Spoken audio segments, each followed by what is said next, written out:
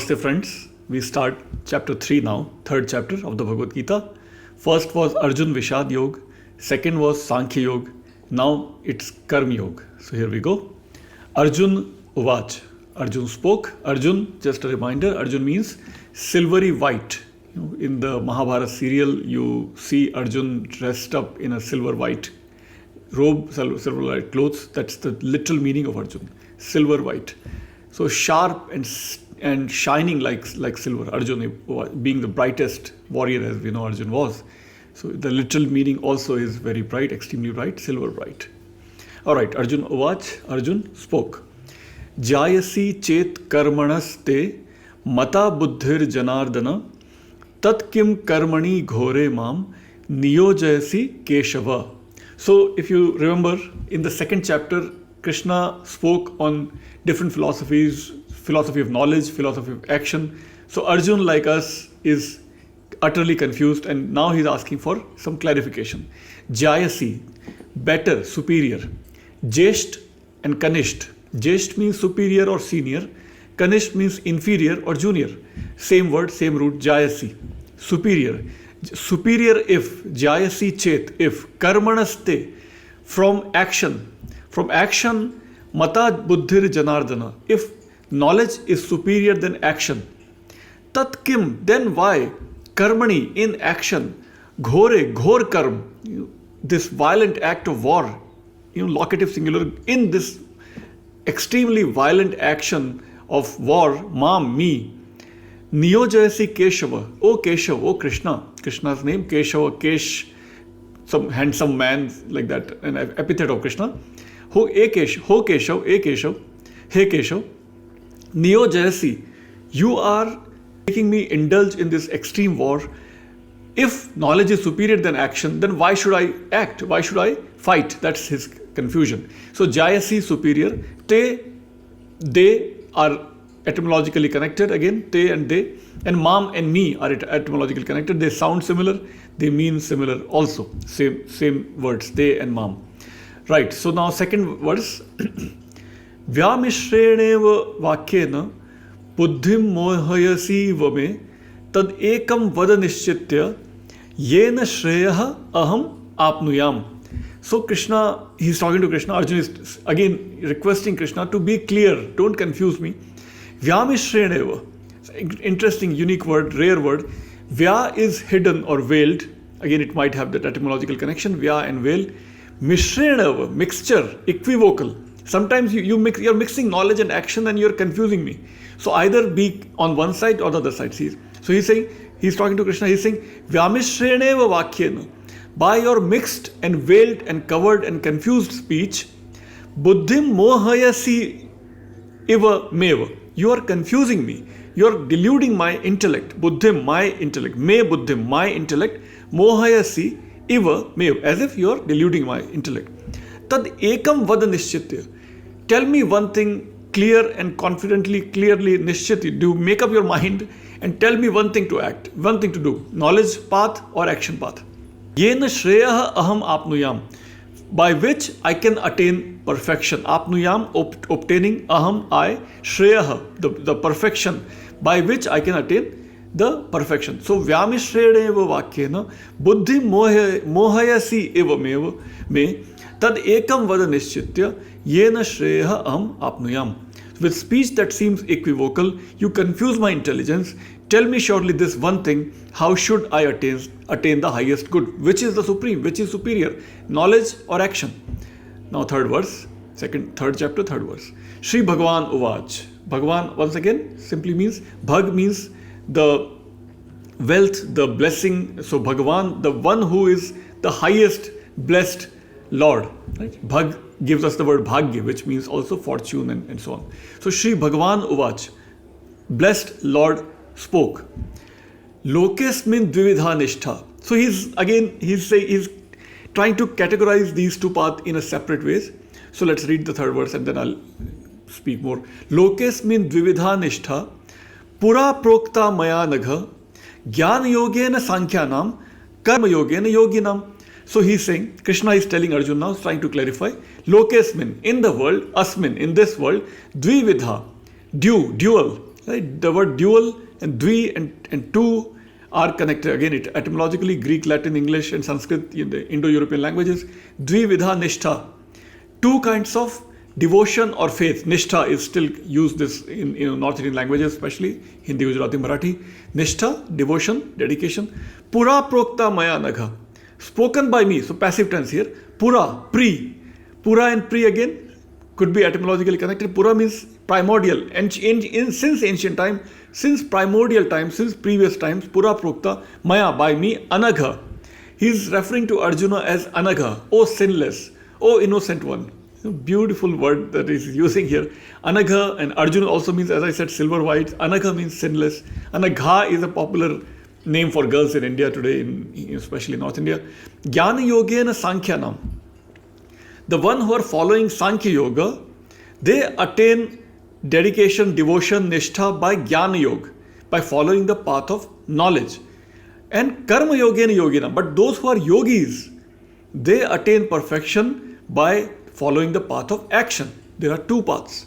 Right? That was verse 3. So blessed Lord spoke, in this world there is a twofold basis of devotion, taught since ancient times by me, O Arjuna, that of knowledge, the yoga of the followers of Sankhya, and that of action, the yoga of the yogins. And now the fourth verse. Na karmanam anarambhan nashkarmya purushaha ashnute na cha sannyasana deva siddhim samadhigacchati. So now Krishna is now becoming much clearer. Being the Karma Yoga, the name of the chapter itself, Karma Yoga. So Krishna is now emphasizing action. Action is superior. So what is he saying? Na karmanam anarambhan. By renouncing your intention to action, nashkarmya purusha ashnute. You cannot be actionless. You cannot renounce action. Na cha sannyasana deva. You cannot be a renunciant. You cannot renounce action. Siddhim samadhi gacchati. You cannot attain perfection by renouncing action, by indulging in renunciation. So clear answer Krishna is now giving to Arjuna, and saying, not by abstention from actions does a man attain the state beyond karma, and not by renunciation alone does he approach perfection. So now he's making his mind and in clarifying for Arjuna that you have to indulge in action. Verse 5th, 5वां श्लोक, 3रा अध्याय. नहि कश्चित् क्षणमपि जातो तिष्ठत्य कर्मकृत कार्यते हि अवशः कर्म सर्वः प्रकृति जैर गुणैः. So what is Krishna saying? Krishna is very emphatically highlighting Karma Yoga, the path of action. He's not anymore saying this is also okay, Sankhya Yoga is also fine, Karma Yoga is also fine. He's very clearly now saying, Arjun, you have to act. So what is he saying? Nahi kashchit kshanam api. Not even for a second. Kshan means a second, a moment. Jato tishtati. Tishtati means to sit, to wait, to stay. You cannot stay akarmakrit. You cannot stay without actions even for a second. You have to act. You are always doing something or the other, even every second. Karyate hi avashah karma. Even without your knowing, even without intention, you are always acting. Sarvaha prakriti jair gunaihi. By your nature, by your gunas, by either your sattvic, tamasic, rajasic, which Krishna will explain later, the three gunas. But by your nature, by your almost like genetic disposal, you are always acting. 6th verse. Karmendriyani sanyamya ya aste manasa smaran indriyarthan vimudhatma mithyacharah sa uchyate. Krishna here is indirectly criticizing the sannyasis, the path of sannyas that Buddhism and Jainism were also propagating that time. So many say that Bhagavad Gita came as a response to Buddhism and Jainism's heavy emphasis on renunciation. Here what Krishna is saying, Karmendriyani sanyamya, your sense organs you have controlled. Na aste manasasmaran, but your mind is still involved in sensory pleasures. Mentally you are still involved. Indriyarthan vimudhatma, that is a deluded soul, that's a foolish soul, completely ignorant soul. Mithyacharah sa uchyate, that person is a hypocrite, that person is deluding himself, herself and others also, because that person is involved in false conduct, because mind is still involved in sense objects. By body he's trying to control himself or herself, but mind, mentally, they are still involved. So that's a hypocrisy that doesn't work. So fake sannyasis, be alert. Krishna is criticizing you heavily here. 7th verse.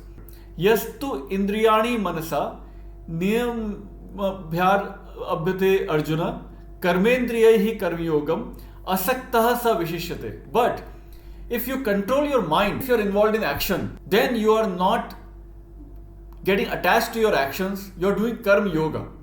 When karma becomes karma yoga, then you are not involved, your ego is not attached to all these actions. And so that's a special quality of a non-detached person. That non-detached person should continue to perform action. That action becomes karma yoga. Alright? And then 8th shok, niyatam kuru karmatvam karma jayo hi akarmanah karma sharira yatrapi chate na prasiddhayed akarmanah. Again, Krishna is heavily criticizing akarma, that is non-action. That by non-action you cannot attain any accomplishment. Prasiddhi here is not fame or name, but accomplishment. Your accomplishment will remain incomplete because you cannot attain anything without performing actions. You have to be active. Karm jayo hi akarmanah. Jayo is jesht. We discussed last time. Superior, right? So karma, the path of action, is superior to path of non-action. Path of action is superior to path of renunciation. Clearly Krishna is saying. So you have to perform your action. Netam kuru karma. Kuru, do, act. Karma, tvam, you. Arjun, you do your actions. You cannot remain non-active. Non-action is not allowed. Verse 9. Yadnyarthat karmano anyatra lokah ayam karma bandhanah tadartham karma kaunteya mukta sangah samachara. So Krishna, from this 3rd chapter, he is very emphatically saying Karma Yoga is the superior path to choose. In the Karma Yoga itself, he is now highlighting Yajna as one of the prime duties. What are the importance of Yajna? Yajna, unfortunately, has been translated as sacrifice in all academic English literature, even though the most academically valid dictionary, popular dictionary by Monier Williams, a British Raj colonial Sanskrit scholar, he created a dictionary which is now known as Monier Williams Dictionary. He defined Yajna as worship, devotion, prayer, praise, act of worship or devotion, offering, oblation, and lastly he added the word sacrifice. But all the other words, all the other interpretations are now completely overshadowed by this one single word, sacrifice, as if Yajna was only sacrifice. Very unfortunate situation, but that's how the translation are appearing in all academic English literature. So here it simply means Yajnarthat karmanah anyatra. Just as all other actions are important, yajnas or the rituals of the fire or havan in popular Indian languages, homam in South Indian languages, are extremely important because this entire universe is bonded by karma. This universe is created by yajna. Karma bandhana. Now this word bandhana is very interesting. Bandhana gives us the English word bond. Binding or bonding is related with bandha or bandhana, etymological connection because of Indo-European languages, as I keep referring to. So Krishna is saying tadartham, that is why, for that reason, karma kaunteya, act, O Arjun, mukta sangha samacharaha, mukta sangha attachment, mukta sangha, free from attachment, samachara, conduct, do your action, continue to perform your actions. 10th verse, chapter 3rd. Sayajnyaha prajaha srishtva purovacha prajapatihi anena prasavishyadvam eshavaha astu ishtakamadhuk. So now yajna is being referred to from the first primordial, the very first act of sacrifice, very first act of ritual, this havan or homam that was done in time immemorial, in infinite years ago, who knows, thousands of years ago, million years ago, it happened. That is how the whole universe came into being. That is mentioned in the Purush Sukta 1090, 10.90 in the Rig Veda. So Krishna is now referring to that first cosmic sacrifice, cosmic yajna that happened, which is mentioned in Purush Sukta also. But here he is not directly referring to Purush Sukta. He's using the word Prajapati. Prajapati, as if the great patriarch, the universal patriarch, performed the first ever yajna, and that is how the entire universe was created. Sa yajnaha prajaha srishtva, having created the progeny. Progeny is the word that is connected again with praja, the etymological connection. So with the cosmic yajna, the first patriarch, the universal patriarch, created the entire universe. Anena prasavishyadvam.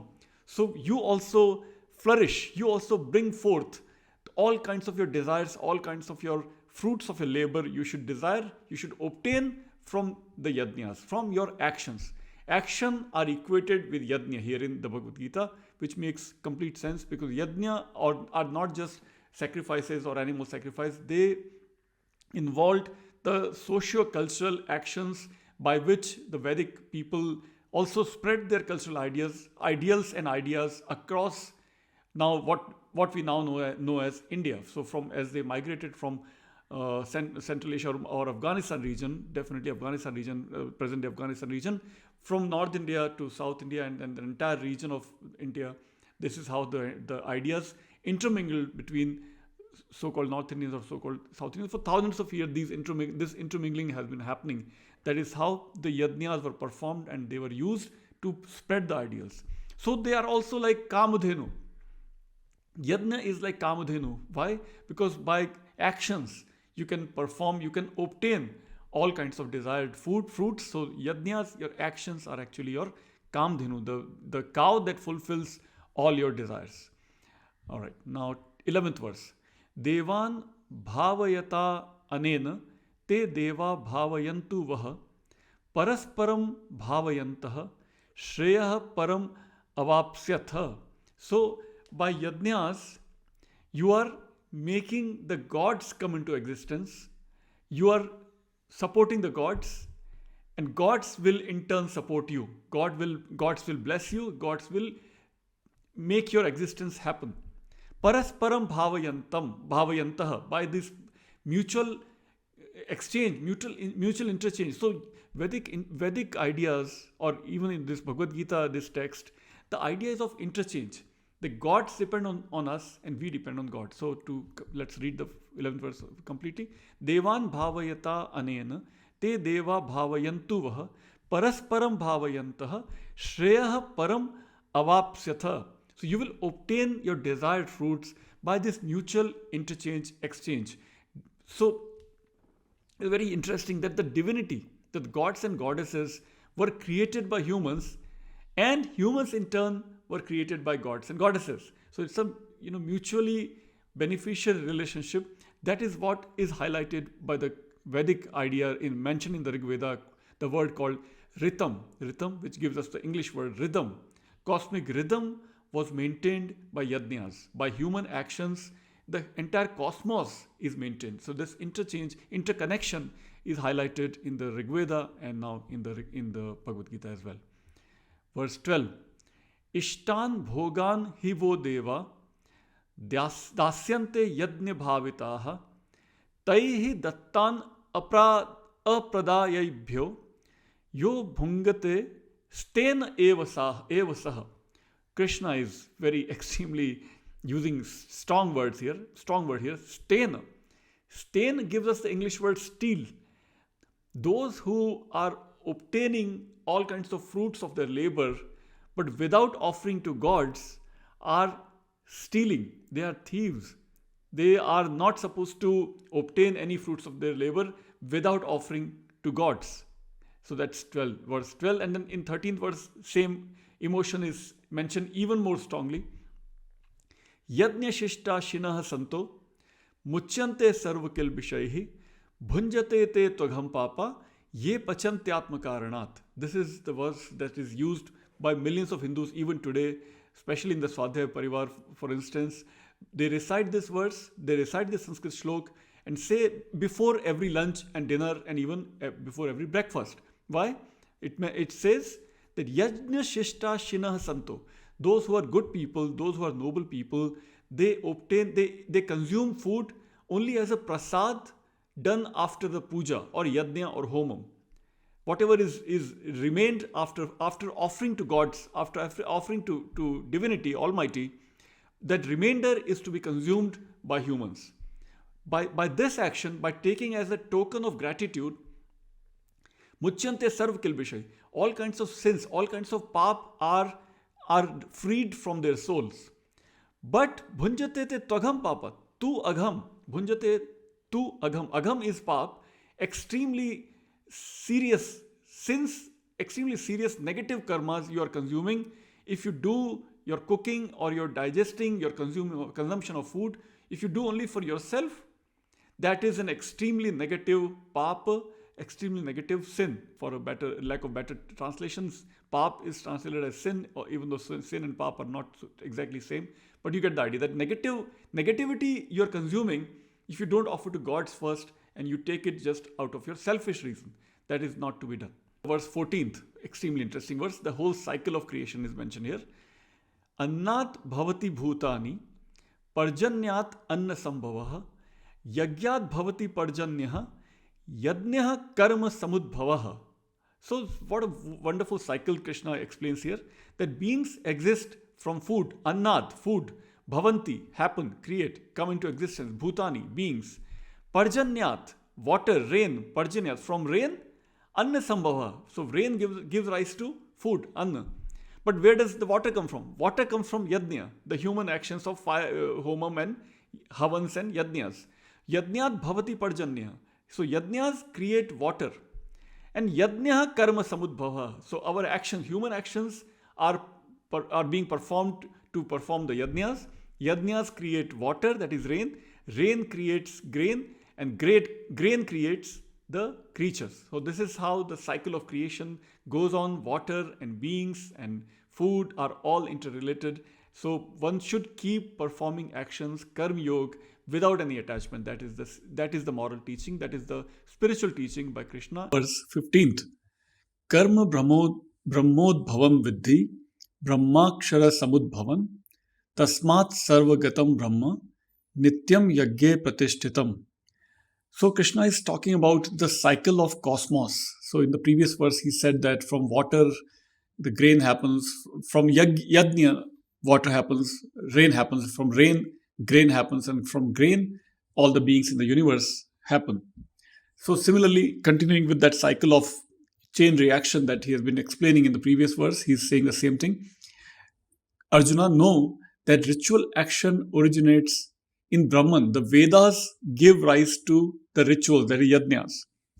From Brahman arises from the imperishable. The Nityam, Brahman is Nityam.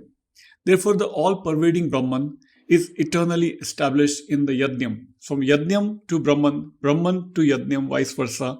So this cycle continues forever. So, whoever lives on the earth, so that's the next verse, 16th verse, evam pravartitam chakram nanu varta yatiha yaha aghayurindriyaro ramo mogham partha sa jivati.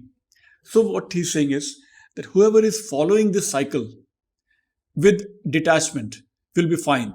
But whoever is not following the cycle of cosmos will be in trouble. So what he's saying, he who does here on earth turn the wheel thus set in motion lives, Arjuna, maliciously, full of sense delights and in vain. So evam pravartitam chakram, that cycle that goes on. Na anuvartiyataha.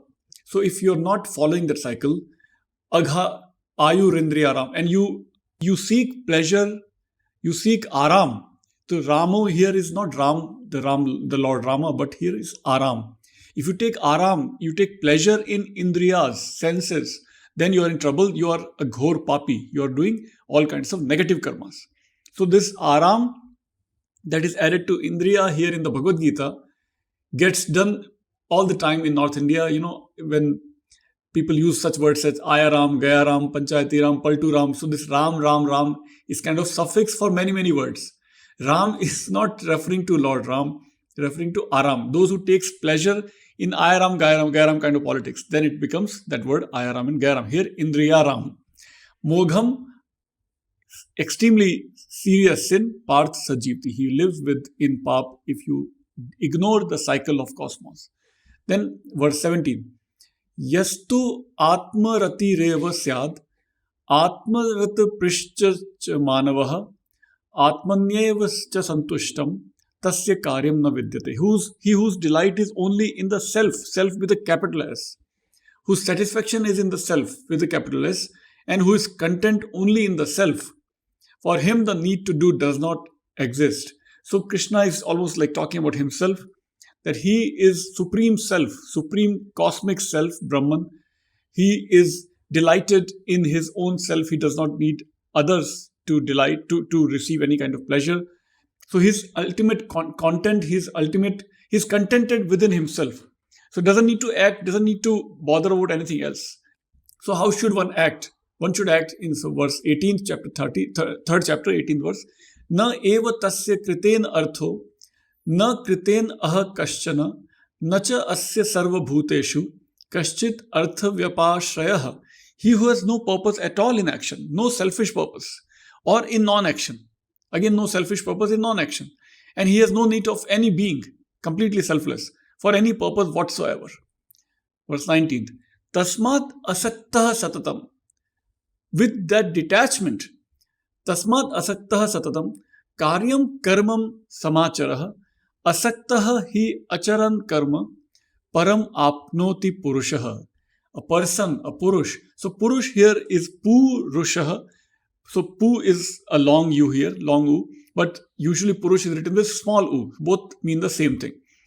So to desire the supreme moksha kind of ultimate bliss, one should not get attached to the action, nor should one be attached with the non-action.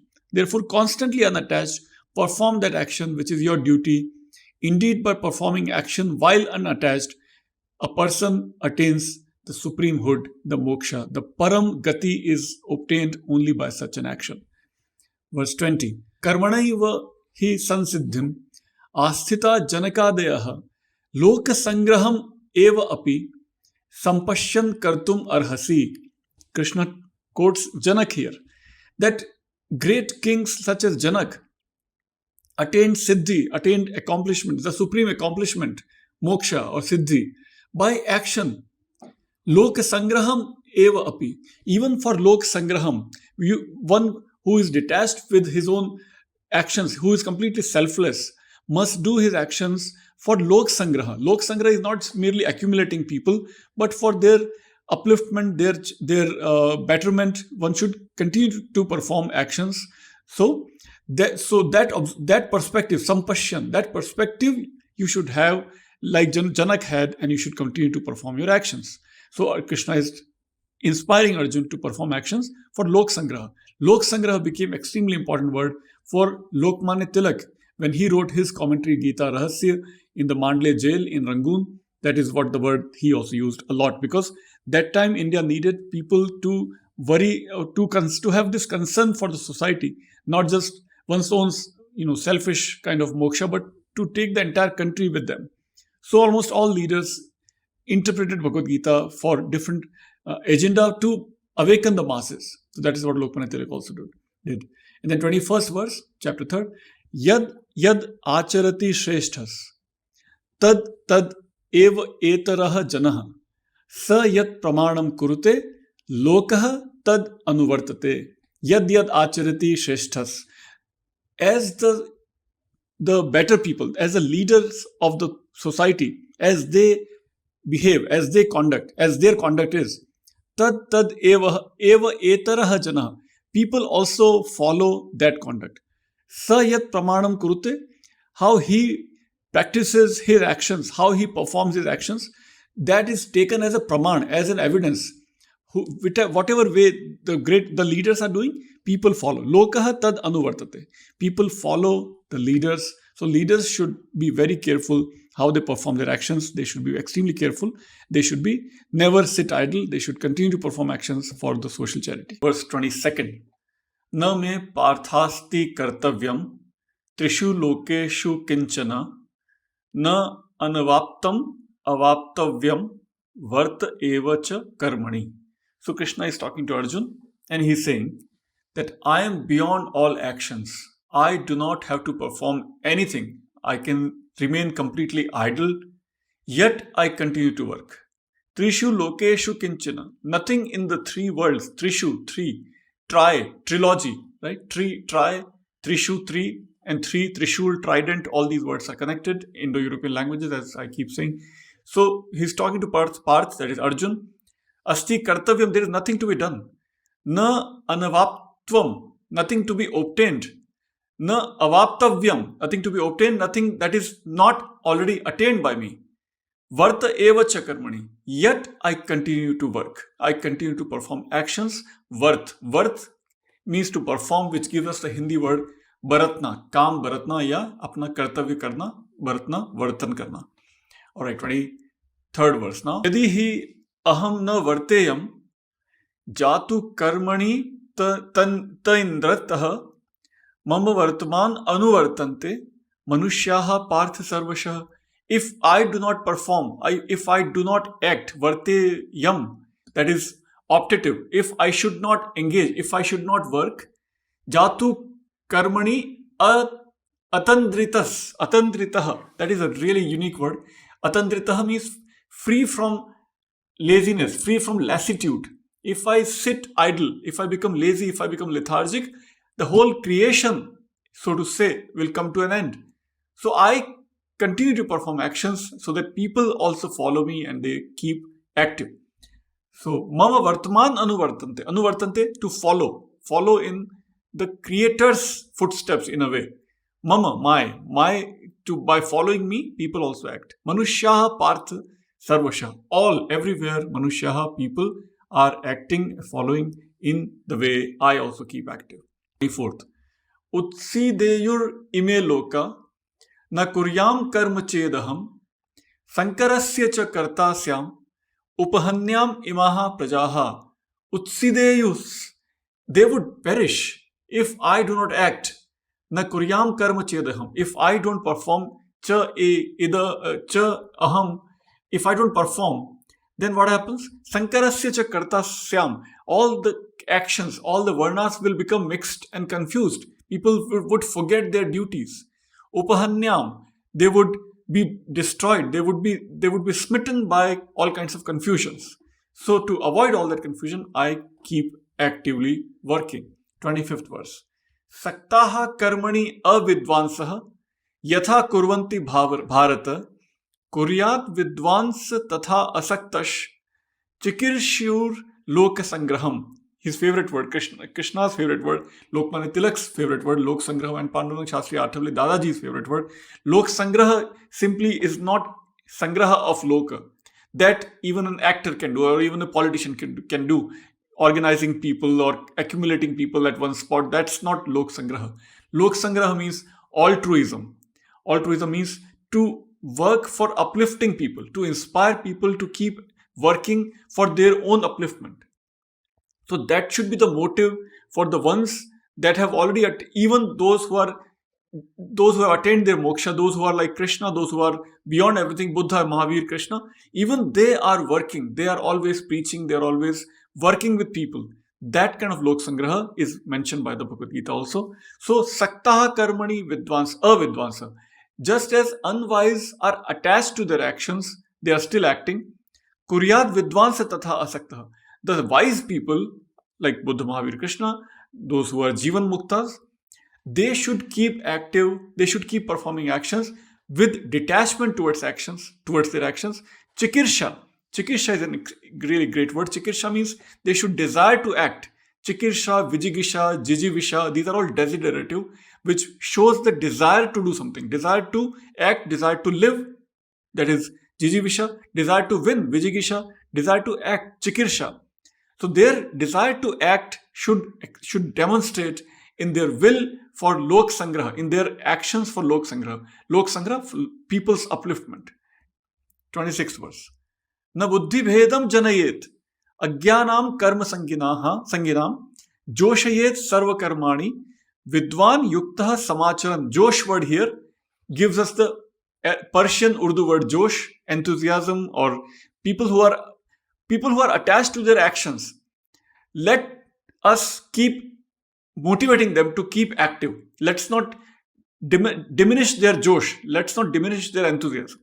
Those who are wise should not do buddhi bhedam, na buddhi bhedam. Do not be partial. Do not discriminate and do not try to discourage people who are actively working. Let them work. But you work because you are a wise person.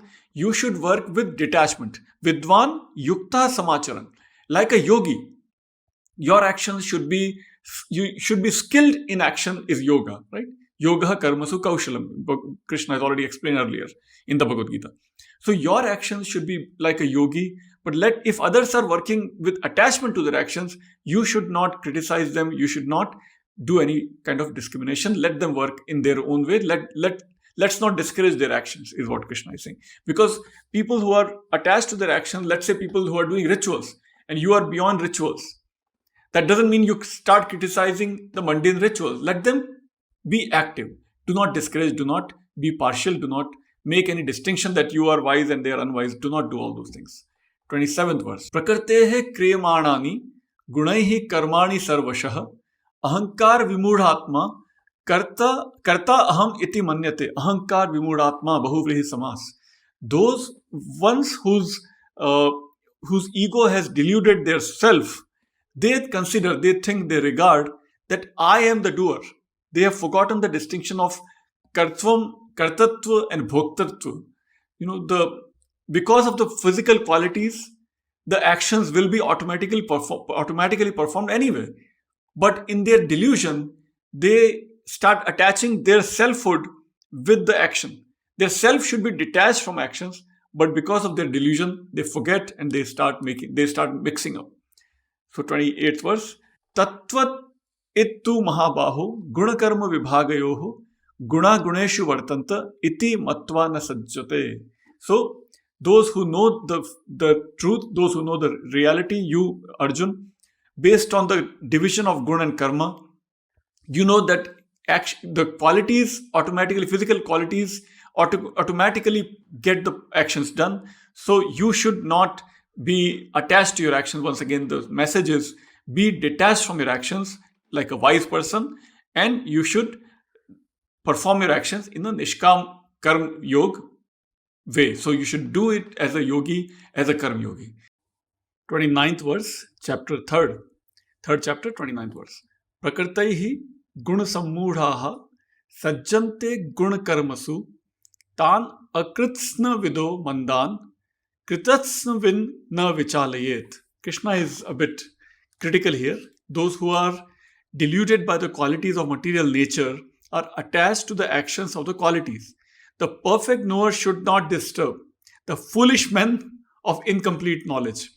So Kritsnavin is the wise one. Akritsnavin is foolish man. So if foolish people are attached to the qualities of the material nature, let them be completely deluded. You should not disturb them. You should not criticize them. Na vichalayet. Vichalan, to disturb others. Vichalayet. So do not disturb others. Let them be deluded. You focus on your own detached actions.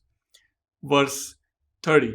Mai sarvani karmani sanyasya adhyatma chetasa nirashir nirmamo bhutva yudhyasva vigata jvaraha. Krishna is exhorting Arjun to get up and fight. Literally he is saying yudhyasva. That is imperative. Second person. You have to fight. Be involved in fight. Yudhyasva. Yudh karo. Vigata jvaraha. Vigata jvaraha is bahuvrihi. Vigata, gone. Jvaraha, fever. Your fever, let your fever be gone and you fight. Don't act as if you're sick, as if you're weak, as if you're suffering in fever. Get up and fight. So what he's saying, Mai sarvani karmani sanyasya adhyatma chetasa. As if all your actions you have renounced to me, you have offered to me. Nirashir, and be unexpected for the results. Once again, karma yoga. Nirmama, do not attach your own self to your actions. Bhutva, having become, fight and forget about your fever. So differing all actions in me, meditating on the Supreme Spirit, that is me, Having become free from desire and selfishness, with your fever departed, fight. Verse 31. Ye me matam idam nityam anutishtanti manavaha shraddhavanto na anasuyantoha muchyante api karmabhihi. Wonderful words here. Ye me matam idam nityam. This is my doctrine. This is my teaching. Matam, my doctrine, my teaching. Me, my. Idam, this, neutral. Neutral gender. Remember, Sanskrit has 3 genders: masculine, feminine, and neuter. So idam is neutral gender. Nityam, eternal teaching. Anutishtanti manavaha. Manavaha. Manav word, manav, which means people or person. Manav word is derived from Manu, the primordial man. Right? So Manu's descendants are Manava or Manushya, same thing. Manushya means the same thing. So Manavaha anutishtanti. Those who follow my doctrine, my eternal doctrine, those men who constantly practice this teaching of mine, Shraddhavantaha, with their faith, with their dedication, Shraddha, with full faith. Anasuyantaha, they do not envy, they do not have ill feeling towards this teaching. Anusuya. Asuya is evil feeling or envy or those kind of negative feelings. Anasuya. Anasuya is one of the great female sages from the Vedic literature. So Anasuyantaha, those who don't have the evil feeling, evil thoughts. So they follow my teaching with full faith. Shraddhavantaha, Anasuyantaha, muchyante api karmabhihi. Muchyante. Much is the root which means free. Much gives us the word moksha, liberation. Muchyante. If they follow me with full faith, without any ill feeling, they will be freed from all their actions. Muchyante api, also karmabhihi, from all their actions. So, men who constantly practice this teaching of mine, believing, not sneering, not envying, are also released from the bondage of actions. Verse 32. Yetu etat abhyasuyantaha nanutishtanti me matam sarva gyan vimudhantan viddhi nashtan acetasa. Krishna is again very angrily, criticizing those who don't follow his teachings. What is he saying? Yetu etat abhyasuyantu. Those who are those who have ill feelings, those who have envy, again that word asuya, asuyantaha, envious. Na anutishtanti me matam. Those who don't follow my teaching, sarva gyan vimudhanta. Those are the deluded people, stupid people, foolish people. Viddhi, know that. Nashtan, those are perished, those are destroyed, those are literally gone. Achetasa, those are foolish, stupid people. So what our translator says, but those who sneering at this do not practice my teaching, confusing all wisdom. Vimudha is confusing, deluded. Know them. Viddhi, know this. Viddhi comes from Ved. Ved means knowledge, to know. Right? So Viddhi, again imperative second person, because Krishna is talking to Arjuna. Singular. Viddhi. Nashtan, know them to be lost and mindless. Nashtan, lost, perish, and achetasa, mindless. 33rd verse. Sadrisham cheshtate swasyaha prakartehe gyanvan api prakritim yanti bhutani nigraha kim karishyanti. Nigraha, sannyas, renunciation. Kim, what? Karishyanti. What will renunciation do when, even if you say officially you are a renunciant or an ascetic, but your body and mind are extremely active. You can't let your mind control. You can't control your mind. Your mind is always active. Even if you formally, take the robe of a renunciant, but your mind is always active, what can Nigraha accomplish? Nigraha cannot control your mind. So what he's saying, one acts according to one's own material nature. You being a Kshatriya, he's talking to Arjun. Kshatriya cannot take renunciation because your material nature is to be active. Rajas gun, be active, be fighter, be warrior, and re-establish dharma like that. So those are his natural qualities, his genetic qualities almost, right? So physical qualities. So one acts according to one's own material nature, your physical nature. Even the wise man does so. Prakrtehe gyanvan api. Prakrtehe, by nature. Gyanvan. Prakrtehe, of nature. Gyanvan, of the wise people. Sadrisham cheshtate, according to your own nature. Beings follow their own material nature. Prakritim yanti bhutani. Bhutani, all beings. Yanti comes from the ya root. Ya means to go. Aya means to come, which has Again, Hindi, Gujarati, Marathi, all these languages of North India, Central India have this word ana or aya. Aya is actually a Sanskrit word. Ya is to go, aya is to come. Ya and aya, if we combine, we get yatayat word, which means traffic in Indian languages. Hindi, Gujarati, Marathi, yatayat is traffic. Yat, ayat, to go and to come, traffic. Similarly, ayat and niryat, to import and to export. Ayat, again, that has come from foreign countries. Niryat, that goes out to foreign countries. Ayat, niryat, yatayat, all these come from. Yan is the root, ya is the root, which means to go, and aya is the root, which means to come. Any verb that gets a prefix of a changes the direction. Gam and agam, ya and aya, and so on. Many, many such words. Nigraha kim karishyati. So that is clear, 33rd verse. Prakritim yanti bhutani. So, beings follow their own material nature. Your renunciation cannot accomplish anything. So forget about talking about taking any renunciation. You can never become an ascetic, Arjun. 34th verse. Indriyasyarthe ragadveshau vyavasthitau, twice, dual. Tayor na vasham agachet, tau hi asya paripanthinau.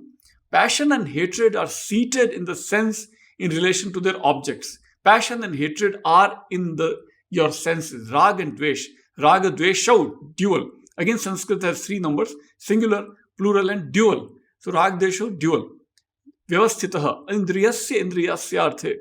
Passion and hatred are seated in the senses in relation to their objects. Right? That which is pleasing to our ears is connection with ears. That which is pleasant to our nose is connected with our nostrils. That which is connected with our eyes. So eyes are always looking for better pleasing sights. So all these things are interconnected. Senses and their objects are interconnected. Indriyasyarthe. That which is object of these senses are connected. Right? So one should not come under the power of these two. Tayoho na vasham agachet. Tayoho, of these two, na vasham, vash mein karna. Do not be controlled by these senses. Agachet, do not, please. Agachet here is like an optative. It's called as optative. So please do not come under these control of these senses. Tau hi asya paripant. Those are your enemies. Again, dual. Paripanthinau. Pari is kind of opposite in the sense of opposition. So paripanthinau is a meaning word for enemy. They are your rivals. They are adversaries, antagonists. Tau hi asya paripanthinau. Be aware of rag and dvesh, because even if you take renunciation, your rag and dvesh are inbuilt into your senses. So be aware. 35th verse, the most important verse, and this is the last verse by Krishna, and then Arjun makes his entry again from 36th verse. So this is the last line of Krishna in this 3rd chapter, before he comes again after after Arjuna's next question. So 35th verse, chapter 3rd. Shreyan swadharmaha vigunaha pardharmat svanutishtatat. Yes. Swadharme nidhanam shreyaha pardharmaha bhayavaha. Very, very highly misinterpreted line. Some people translate this to say that we should we should never get converted to other religion. Right? So what Krishna is saying, Shreyan swadharmaha vigunaha. One's own dharma is shreya, better, even if it is vigunaha, even if it has demerits. Par dharmat, better than other dharmas. Svanutishtatat, so follow your own dharma. Swadharme nidhanam shreya. It is better to accept death in one's own dharma. Par dharma bhayavaha. Others' dharma is dangerous, risky, bhayavaha, fearful. So this is not about conversion. This is not talking about Hinduism to Islam or vice versa. No. This dharma simply means one's own duty, one's own role. Kshatriya's duty is to fight. So do not think of other dharma such as become a sannyasi. Arjuna is trying to become a sannyasi.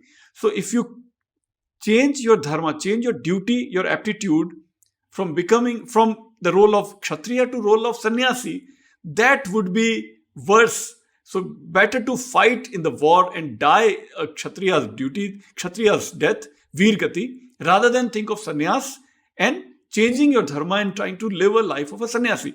That is what Krishna is prohibiting Arjuna from. So that completes our 35th verse, verse 36th. Atha kena prayuktaha ayam papam charati purushah anichannapi varshneya balad iva niyojitah. Excellent line, excellent question. Now Arjun has re-entered the scene. Now Arjun is talking. He's asking his next question. What is he asking? He's saying, then impelled by what does a man commit this evil? Unwillingly even, O Krishna, as if urged by force. Atha, this, Ken, how, Prayukta, I get entangled. I am this, Papam, this, Pap, Charati, conducts. Purusha, now Purush and Purush, both are very similar words, both mean the same thing. One is Purush, the other is Purush. Anichanapi, even without his willing. Varshneya, the Vrishni clan representative is Varshneya, that is Krishna. Balad, forcefully, even Niyojitah. Niyojitah, the translator, he uses the word urged, but I would like to say that Niyojitah simply means he get entangled, he get involved. Somebody gets involved without his willing, forcefully. Niyojan. Niyojan means to plan also. Family planning is the word used is Parivar Niyojan in India, in Indian languages, North Indian languages. Here Niyojan has become Niyojita, past participle, which means entangled, involved, engaged in this war. Why am I being involved forcefully even without my asking? So now Krishna comes back, verse 37. Kama esha, krodha esha, rajogun samudbhavaha, mahashanaha, mahapapma, Viddhi enam ih vairinam. The enemies that Jainism takes great pride in conquering those enemies. Those who have conquered those enemies are called as Jinnah in Jainism. Jinn means not the Aladdin ka Jinn or not the Jinnah, the founder of Pakistan, but Jinn, J-I-N simply. Jinn are the one who have conquered their own enemies, such as Mahavir, such as Rishabdev, such as Bahubali, Bharat and so on. But here, we are in Krishna's context, not Jainism. But the word language used is very similar. What are the enemies? Viddhi enam ih vairinam. Vairinam, very piya. Devdas song. Very is coming from very in Sanskrit. Very means enemy. What are the, so Viddhi, please know. So second person singular, he's Krishna talking to Arjun. Please note Viddhi. Viddhi comes from the same root with, which gives us the word Ved, which means to knowledge. Which means knowledge. So Viddhi here simply means know that Iha, this, Vairinam, these enemies. Which are those enemies? Kama esha, Krodha, Kam, desire, Krodh, anger, Rajogun Samudbhava, as they arise, the Rajasic gun that they arise, these qualities, these Rag and Dvesh, these Kam and Krodh, force somebody to get involved in all kinds of evil activities. So, the blessed Lord spoke. Blessed Lord is the translation of Bhagavan, Sri Bhagavan Uvach. But as I always remind everybody, Bhagavan is not blessed. Bhagavan is, I guess it is in a way it's blessed because Bhagavan means one who has lot of bhag. Bhag gives us the word bhagya, which means all kinds of good things. That is wealth and divine qualities and so divine qualities, let's say. So one who is himself, herself, blessed with the utmost divine qualities can bless us also. One who is fearless, one who is omniscient, one who is most powerful. All those divine qualities one who has is Bhagavan. So here it says blessed Lord, blessed. Using Christian language, I think blessed probably is the epithet used for Jesus Christ. So the same word has been used here for blessed. I would like to say simply Bhagavan should be Bhagavan, not blessed, not Lord, nothing. Bhagavan. Bhagavan Uvach, he spoke. Bhagavan spoke, and that's what did he speak? This force is desire.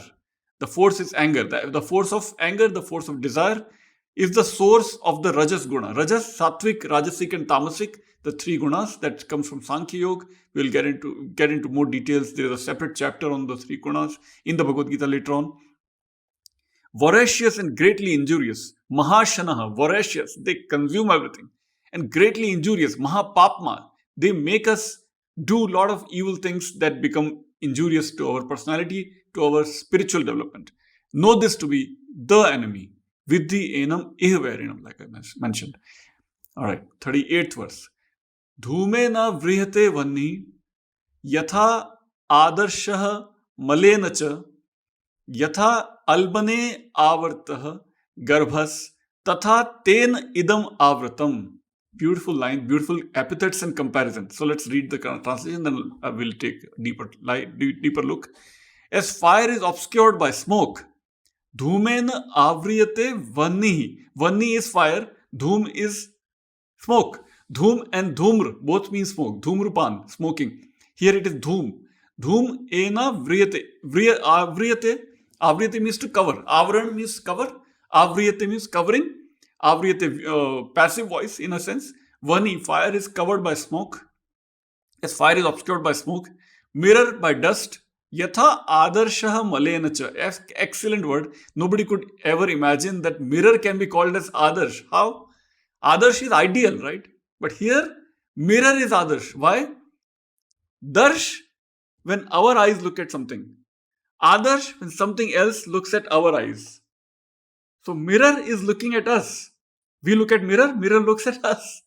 So Sanskrit, beautiful language that it is. If you prefix a verb with as prefix, it changes the direction. I mentioned in the last time also. Gam to go, agam to come. Ya means to go, aya means to come. Darsh means to see, adarsh means to be seen by a mirror. So yatha adarshaha malenacha. Mala is the all kinds of pollutants, all kinds of dirt. Just as a mirror is covered by dirt. Yatha albena avratah garbhas. My God. Garbhas is the womb. So embryo is enveloped by membrane. Look at the advanced biological knowledge Krishna is showing in the Bhagavad Gita. All kinds of coverings are being compared. Tatha ten idam avratam. So intellect is obscured by passion. It is not exactly clear if it is intellect, referring to intellect or passion. It simply says, Tatha ten idam avratam. This is covered by that. Most likely it is, yeah, because the reference is for intellect and passion. And so rag and dvesh basically cover our intellect. So we end up doing evil things, right? Rag and dvesh, kam and krodh, as mentioned in the previous line. Beautiful comparisons, and I really like that embryo is enveloped by membrane. This is talking about deep biological information knowledge that Krishna is inserting in between deep philosophical knowledge. Now 39th verse, chapter 3rd. Avritam jnanam etena jnanino nityavairina kamarupena kaunteya dushpurena nalena cha. So, amazing comparison. Like once again, so let's read the translation. O Arjuna, the knowledge even of the wise one is obscured. Avritam jnanam etena. Knowledge is covered by these things. Again, once again, by this eternal enemy. What is the eternal enemy? Rag and dvesh, kam and krodh, as he mentioned. By this eternal enemy. Having the form of desire, kam, which is an insatiable fire. This fire can never be extinguished. This fire is always burning. Dushpuren analena cha. Analen, by the fire. Anal is fire. Anil is wind. Anil and anal, those two are different words, separate words. Anil is fire. Davanal is wildfire in forest. Anil is wind. But anal is fire. Okay, so Avratam, Dhyanam. Okay, Dhyanam, I am using a Marathi pronunciation here. Dhyanam. In North India, it becomes Gyanam. In Gujarat, it becomes Gnanam. Maharashtra, it becomes Jnanam. I think the most precise, probably closest to Sanskrit is Marathi pronunciation, in my opinion. I could be wrong. But I prefer Marathi pronunciation, Dhyanam, for North Indian Gyanam or Gujarati Gnanam. Alright. 40th, verse 40, chapter 3rd. Indriyani mano buddhihi asya adhishthanam uchyate etaihi vimoha yatyesha jnanam avratya dehinam. The senses, the mind, the intellect. So indriyani manaha buddhihi are said to be its abode. What's abode? The passions, again, right? Asya adhishthanam uchyate. So the station of these things are the senses, the mind, and the intellect. With these, it confuses the embodied one. There is a soul behind our senses, mind, and intellect, but it is obscured by these passions and these kam and krodh. Right? Obscuring this knowledge. Jnanam avratya dehinam. Dehinam. Dehi is soul. Soul is referred as dehi here. That is the embodied one. More literally, embodied one.